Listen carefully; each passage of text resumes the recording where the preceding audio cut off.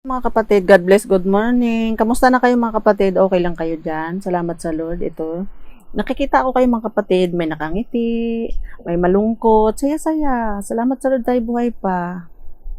Nakikita tayo ng Lord kung ano ang kalagayan natin sa buhay. Kailangan manalig lang tayo magtiwala mga kapatid at mahalin natin ating mga mahal sa buhay. O ayun, no, magkasama-sama tayo sa bahay, enjoy natin. At kasi halos hindi na tayo nag-enjoy ng ating makaharap at minsan kaharap mo yung kausap mo saan saang lugar. Praise God. Ngayon, enjoy natin yung makaharap natin at hindi yung lagi tayo nagsiselfone. Dito ko sa Pilipinas, ang kaharap mo, hindi mo napapansin at yung kausap mo sa Amerika. Kung minsan nakakabuti din yung gadget, pero minsan ay hindi rin naman kasi hindi na natin na-enjoy kung ano yung mayroon. At saan tayo nakarating. Hallelujah. Thank you, Jesus. Ayun, ang pag-aralan natin ng mga kapatid ay itong pagsunod pa rin natin sa Panginoon. Praise God. Thank you, Jesus. At itong ating kagalakan sa araw-araw. Excited tayong gumising. Kaya lagi good mornings na sabi ko mga kapatid. Kasi lagi nga po umaga na nitong mga salita ng Lord. Dadamihan ko lang, tapos i-edit, tapos sunod-sunod na i-upload. Praise God. Thank you, Jesus. Ang verse natin ay 2 Corinthians 5:10. Amen. Praise God. Sapagkat lahat tayo haharap sa hukuman ni Kristo at tatanggap ng nararapat ayon sa ating maginawang mabuti o masama nang tayo'y nabubuhay pa sa mundong ito o sa katawang ito. Amen. Habang tayo nabubuhay sa mundong ito, kailangan natin pagtrabahuan, sumunod tayo sa Panginoon, sa Lord, makalaya tayo kay Grim Lord para babalik tayo sa Panginoon pagdating takdang panahon. Amen. Araw-araw naman itong palala sa atin ng Lord. Thank you, Jesus. Verse 11, kaya nga, dahil may takot kami sa Panginoon, dahil may takot tayo sa Lord, sinisikap naming hikayatin ang mga tao na manumbalik sa Kanya. Alam ng Diyos ang tunay naming pagkatao at inasahan kong kilalang kilala rin ninyo ako. Kilala tayong lahat ng Lord, bagamat hindi natin kilala ang isa't isa. Inasahan daw na kilalang kilala din ninyo ako. Thank you, Jesus. Kilala tayong lahat ng Lord at pinaparangalan natin sa magitan ng ating paghayag nitong mga salita niya. Amen. Praise God. At napakabuti ng Diyos, isipin mo yun. Pinili niya tayo para maghayag nitong salita niya. Tapos yung mga nakikinig, mabless at ihayag din sa mahal sa buhay sa kapwa natin mga kapatid. Kaya nagkaroon ng kabuluhan ng ating buhay dahil sa biyaya ng Lord. Isipin mo yun. Thank you, Jesus. Kasunod nating verse ay Jeremiah 17 verse 9 and 10. Sino ang makakaunawa sa puso ng tao? Ayan.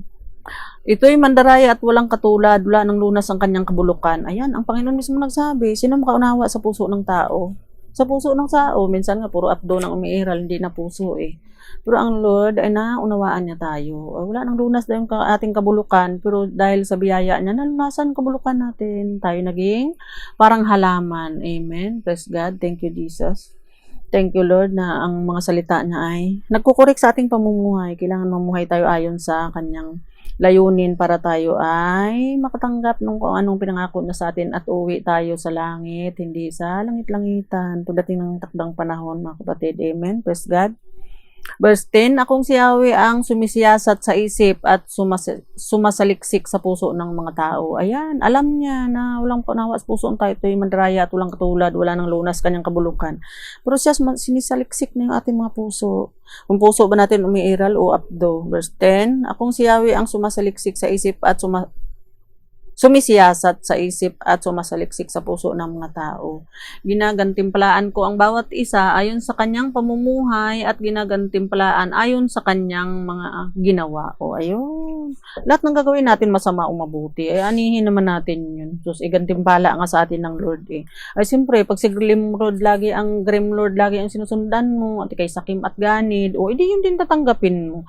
Siguro sa ngayon, hindi. Dating ng takdang panahon, ng paghukom, sabi nga, doon sa pinagsimulan natin na 2 Corinthians 5:10, praise God. Kaya nga dahil may takot tayo sa Diyos, sa Panginoon, itong ginagawa natin, hinikayat natin mga tao para maintindihan natin lahat, hindi lang tayo maligtas, kundi marami ang maligtas dahil sa pananampalataya at masiyasat ng Lord ang puso at saka yung mga puro abdo ang umiiral, puso na ngayon ang pairalin natin, mga kapatid. Praise God. Thank you, Lord. Proverbs 17 verse 3. Buti na lang mga katarungan ang Lord. Dinadalisay sa apoy ang ginto at pilak, ngunit sa puso ng tao, si Yahweh ang sumisiyasat. Amen? Si Yahweh ang sumisiyasat sa puso natin. Siyempre, yung mga taong musunod kay Grimlord, ay sila lang ang mabuti. Pero ang Diyos na buhay at mapangyarihan sa lahat, siya ang sumisiyasat sa puso natin. Hallelujah. Proverbs pa rin, 21 verse 2, ang akala ng tao, lahat kilos niya ay wasto. Ayan, akala ng tao. Ang lahat ng kilos niya ay wasto. Siyempre, walang ibang magaling kundi siya. Tao nga eh. Niya ay wasto. Ngunit si Yahweh lang ang nakakasaliksik ng puso. Amen. Yahweh lang nakakasaliksik ng puso. Kaya sa Lord tayo manangan at sa Kanya tayo makinig. Kasi nga eh, siya lang naman nakakasaliksik ng puso natin. Siyempre, pagka lalapit ka doon sa kapwa mo ding bulok ang puso, sabi nga, kahit yan lingkod ng Lord, anak ko po, ay lahat ng panghusga at panghatol, imbes na ikay nanariwa, lalo kang nabulok. Hallelujah. Kaya kailangan natin basahin itong mga salita ng Lord, mga kapatid. Hindi lang natin pakinggan, may matutunan tayo at sundin natin para tayo ay huwag mabulok. Hallelujah. Awit 62 verse 12, at di nagbabago ang kanyang pagmamahal. Ayun, ang Diyos na nagmahal sa atin, na alam niya kahit bulok tayo, sinisiyasat niya at pinagpapala niya. Itong pagbabasa natin mga kapatid at pag-aaral ng salita ng Lord, ito ay makakatulong tayo sa ating sarili para ay makahon tayo sa kabulukan na sinabi ng Panginoon. O sa Jeremiah 17 verse 9, tunay naman, alam naman ng Lord yun. Thank you, Jesus. Siyempre, yung mga tao ay walang mabuti kundi ang kanilang sarili. O, yung iba ay bulok, sila ay magaling. Kaya, kuwawa yung mga tao nga eh. Buti na lang ang Lord ay matyaga. Pati buhay niya inandog niya para itong mga taong mga bulok ay magkaroon ng katinuan para makatanggap nga nitong mga pinangako ng Lord. Amen. Ay kung anong ginawa mo, yun naman ay balik sa iyo ng Lord. Hindi nga siya nagbago. At di nagbabago kanyang pagmamahal ayon sa ginawa ng sinumang tao, doon nababatay ang gantimpala mo. Kung tagumpay ka man ngayon, ay pagdating ng gantimpala ng Lord, tatanggapin mo rin yan. Hindi ka makatanggi kasi babayaran mo kung anong ginawa mo. Sabi nga sa Galatia 6 verse 7, kailan ba nagsinungaling ang Lord? Praise God. Yung mga taong masinungaling ay pabulok ng pabulok. Thank you, Lord. At tayo tinuruan na maging tao. Hallelujah. Matthew 16 verse 27. Amen. Sapagkat darating ang anak ng tao na kasama ang kanyang mga anghel, ay yung anak ng tao, ang Panginoong Hesus.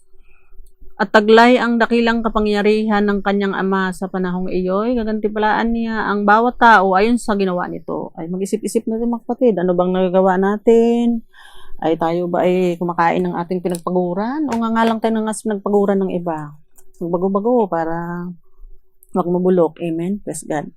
Thank you, Jesus. Lahat ng mga salitang to ay para sa atin lahat mga kapatid. Paalala at paalala pa rin. Kung tayo may ginaganon ng kapwa natin na may mga sakim at ganid, o alam natin na ito, may pangako ang Lord. Basta tayo ay magtino para tayo wag mabulok. Amen. Praise God. 1 Samuel 16 verse 7. Praise God. Hindi taga nakatingin ang Lord sa puso siya nakatingin. Ngunit sinabi sa kanya ni Yahweh, ayun si Elias kasi dito, tingnan si Eliab, si magandang lalaki. Ngunit sinabi sa kanya ni Yahweh, huwag mong tingnan ang kanyang taas at kakisigan, sapagkat hindi siya ang pinili ko. Si Yahweh hindi tumitingin ng katulad ng pagtingin ng tao. Panlabas na anyo ang tinitingnan ng tao, ngunit sa puso tumitingin si Yahweh. Salamat na lang sa Lord at ang Diyos ay sa puso tumitingin. Kasi kung hindi naman tayo makisig, hindi din man tayo, wala ang matingnan sa atin. Pero ang tao, ayun ang tinitingnan nila. At kung makalait at makahusga. Kaya, imbes na manariwa, pabulok ng pabulok, aray. Praise God. Salamat sa Panginoon na tinuruan tayo ng mga salitang ito. Amen. Siyempre doon sa kabulukan natin, ang tinubos doon ng Lord ay ang kanyang banal na dugo. Para tayo ay maahon sa kabulukan. Amen. Praise God. Thank you, Jesus. Hindi isa tumitingin tulad ng pagtingin ng tao. Sa puso isa tumitingin. Amen. Praise God. At saka pag tingnan ng puso natin, itong pagbabasa natin ang pag-aaral ng salita ng Lord, mga kapatid, para tayo matutong mabuksan ang ating puso at masarahan ang ating mga apdo para huwag mabulok. Amen. Ayun, ang layunin ng Lord, mga kapatid. At sa totoo lang naman, tama ang Lord. Praise God. Thank you, Jesus. Kaya nga siya nagsakripisyo para tubusin ang mga bulok. Thank you, Lord. 1 Peter 1:3. Ayan, pagtagumpayan natin, kabulukan natin, pag tinanggap natin tong at magpasalamat sa ginawa ng Lord. Itong pagbabasa natin mga kapatid at pag-aaral ng salita na bilang pagpasalamat at pagtanaw sa kabutihan ng Lord para makaahon tayo sa pagiging bulok. Amen. Pasalamatan natin ang Diyos at Ama ng ating Panginoong Hesus Kristo dahil sa laki ng habag niya. Ayun, nabuhay lang tayo sa habag ng Lord. Kaya huwag tayong mag-inarte. Hallelujah. Aray. Laki ng habag niya sa atin, tayo binigyan niya ng isang panibagong buhay. Amen. Sa magitan ng muling pagkabuhay ni Jesucristo, ito ang nagbigay sa atin ng isang buhay na pag-asa. Amen. Ito yung nakalunas sa kabulukan natin. Ng muling pagkabuhay ng Panginoon, na grabe yung ginawa ng mga tao sa Kanya. Napakabuti talaga ng Lord. Amen. Napakabait ng Panginoon. Salamat na lang sa Kanya at ito nga, ay, buhay pa din tayo. Praise God. Kaya ito ang ating mga ginagawa natin mga kapatid para tayo ay yung ating kabulukan ay mapalitan ng kabutihan ng Lord. Amen. Kasi aminin man natin o hindi. Siguro yung iba ay yung tayo nakilala na sa Lord, nakaahon-ahon na tayo sa kabulukan. Siyempre yung mga taong pabulok ng pabulok ay mabalik sa kabutihan ng Lord ng manariwa tulad sa halaman. Amen. Praise God. Tapos Marcos 13:23. Salamat sa Lord na talagang napakatyaga niya. Kaya mag-iingat kayo. Ulit-ulit na to nating pinag-aralan mga kapatid. Kasi ulit-ulit nga rin naman nating pagkain nga ng ating food for the soul nga tong ating channel. Kaya makain tayo 3 beses maghapon. Ito nga oras-oras dapat eh. Bawat sandali ng ating buhay. Praise God. Kaya mag-ingat kayo. Sinasabi ko na sa inyo ang lahat ng bagay bago pa man ito mangyari. Ayan, mag-ingat to tayo. Praise God. Thank you, Jesus. Siyempre, makilala sa Lord na nag-iingat at sinabihan na nga ng Lord na nakaahon na doon sa pagkabulok at umasa na sa Panginoon na siyang makaligtas. Magliligtas sa atin lahat dahil sa kanyang banal na dugo, dahil sa kabutihan niya. Amen. Isipin yun. Yung 1 Peter 1:3. Grabe ang kabutihan ng Lord. Hallelujah. Thank you, Jesus. At dito tayo magtatapos mga kapatid. Daniel 12 verse 1. Sa panahong iyon, darating ang dakilang anghel na si Miguel. Dakilang anghel na si Miguel. Hindi San Miguel Bear, si anghel. Praise God. Thank you, Jesus. Daniel 12 verse 1. Sa panahong iyon, darating ang dakilang anghel na si Miguel, ang makapangyarihang pinuno. Ayan, pangyarihang pinuno.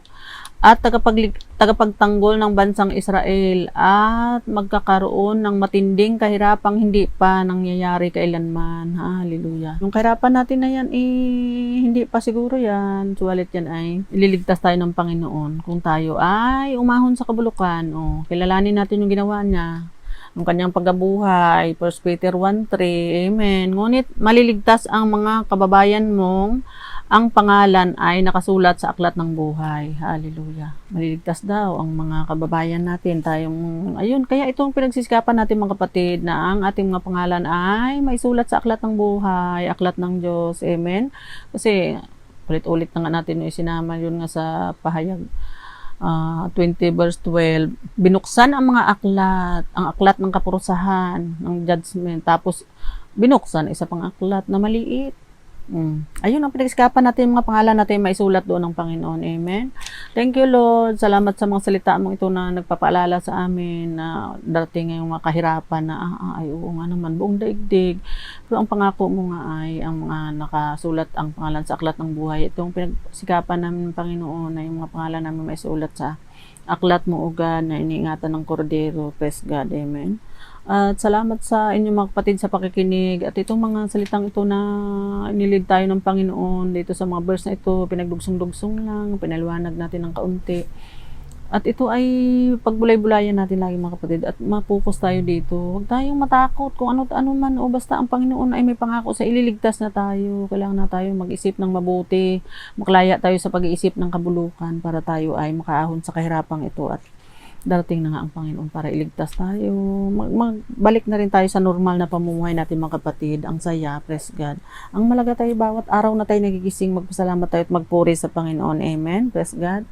Thank you, Father God in heaven. Thank you, Jesus. Thank you, Holy Spirit. Salamat mga kapatid sa patuloy nyo na pag-subscribe at pakinig sa channel na ito at ang lahat ng ito ay parangal natin sa Panginoon na siyang tubo sa atin.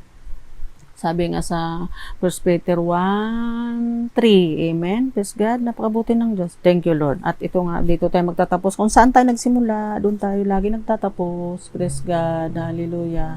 Thank you, Jesus. Ayan, 2 Corinthians 5:10, mga kapatid. Sapagkat lahat tayo harap sa kuman ni Kristo at tatanggap ng nararapat ayon sa ating mga gawang mabuti o masama nang tayo nabubuhay pa sa mundong ito o sa katawang ito. Tayo tatanggap kung anong ginawa natin mabuti o masama. Kaya ba yun, mga kapatid, simula sa araw na ito, gumawa tayo ng mabuti para ayun din ang anihin natin, ayun din tanggapin natin pagdating ng takdang panahon. Amen. Praise God. Hallelujah. Thank you, Jesus.